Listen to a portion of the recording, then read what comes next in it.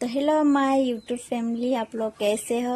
आशा करती हूँ आप लोग ठीक होंगे और मैं भी ठीक हूँ। तो मैं यहाँ पर आप लोगों को बताने वाली हूँ क्या कर रही थी।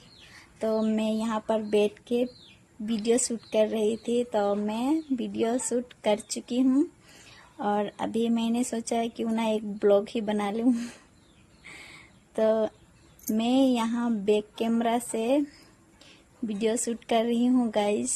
तो मैं यहाँ पर आईने लगाई हूँ और यहीं पे ज़्यादातर मैं वीडियो शूट करने वाली हूँ। और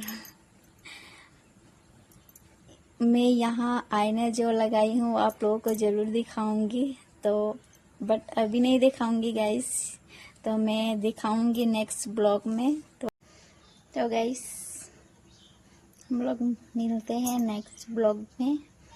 तो आज के लिए टाटा।